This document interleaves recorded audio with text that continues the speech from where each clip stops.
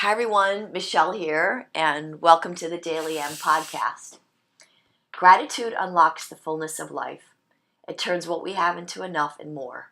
It turns denial into acceptance, chaos to order, and confusion to clarity. It can turn a meal into a feast, a house into a home, a stranger into a friend. Gratitude makes sense of our past, brings peace for today, and creates a vision for tomorrow. By Beattie. For the last 15 years on Thanksgiving, I've read this quote in class. I started in class reading it and have it available in cutout strips for members to take home, read, and share. Each year it becomes more popular, so expect it again this Thursday when I teach the 10 a.m. Thanksgiving class. I believe it's become more meaningful as the world becomes even more stressful. I also believe that in a more subtle way it offers an enlightening perspective that becomes ever more relevant despite the surface soil we sit in now. It also highlights one thing I'm most proud of and grateful for about BYSJ, diversity. This may not be obvious when you first start to practice because your mind and body are absorbed in studying and just surviving the grueling class. But as you adapt and adjust, your attention landscape expands to what's around you. Light skin, dark skin, clear skin, tattooed skin, big muscles, saggy muscles, no hair, full body hair, tall, short, coordinated, uncoordinated, scarred body, a rash body, or a smooth body. And none of it matters. It just is.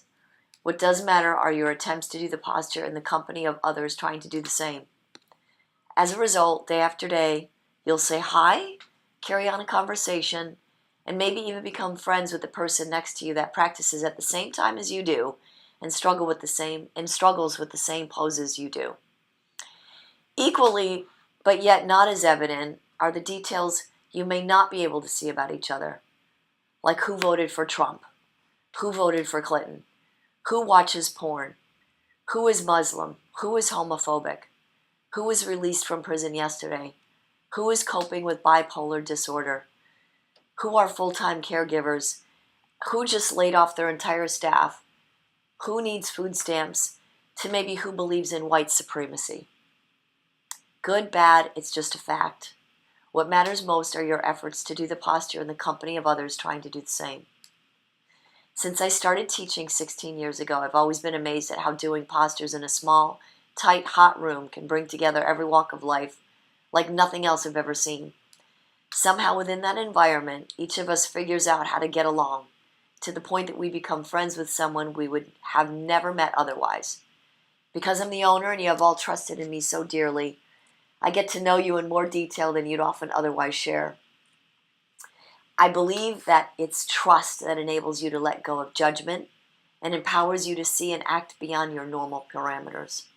I believe, too, in the strangest way, and remember, God has a sense of humor, that doing this yoga and all the distinctness it carries portals you to a higher existence, bar none. I've had the opportunity to travel more this year, and I've been astonished to see and experience for myself what's not out there. At times it's made me cry. I love BYSJ so much in the community we share, but there is no reason why every community can't have what we have.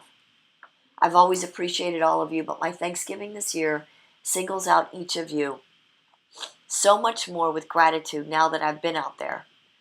When I was visiting in Michigan, one teacher talked in class about how it's diversity, not division. While he meant it kindly, I was like, well, duh, division? We just don't operate that way at BYSJ. So how do we operate? I often think of our community as a ministry.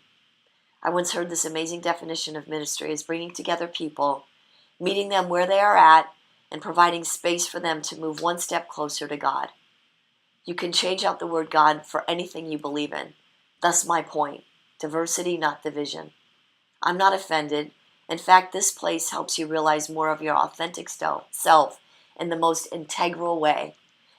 Members, as you know, whatever isn't working will reveal itself and eventually heat up and sweat right off you. This empowers you to take a stand, or at the least gives you more confidence in what you do believe in. The key is in how you do it. I find it awesome and ironic that in a world where we are trying to tolerate what we cannot tolerate, we are also not tolerating what we used to tolerate.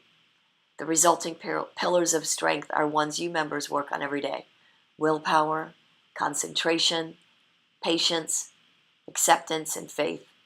To yield and be strong. To be strong and yet yielding. Being defensive won't work. Being apathetic won't work. But being compassionate and empathetic will. It wins every time.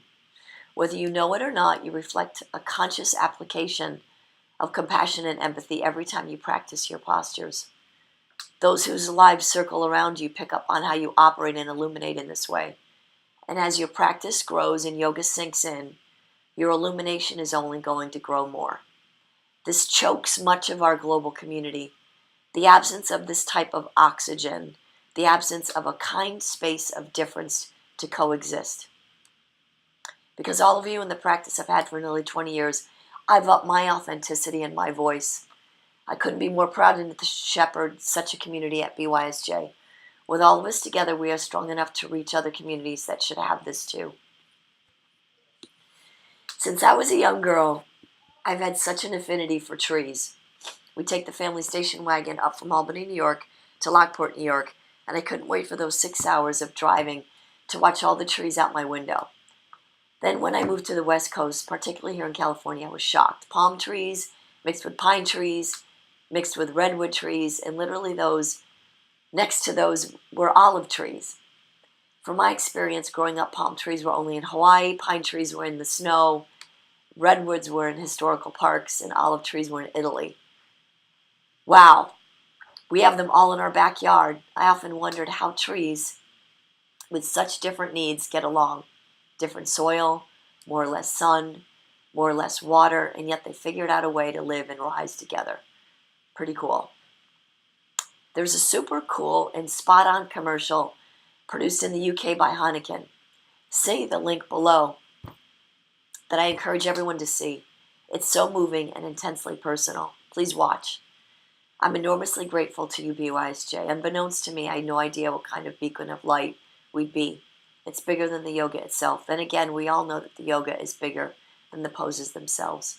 It's challenging to put what we are and what we aren't into words.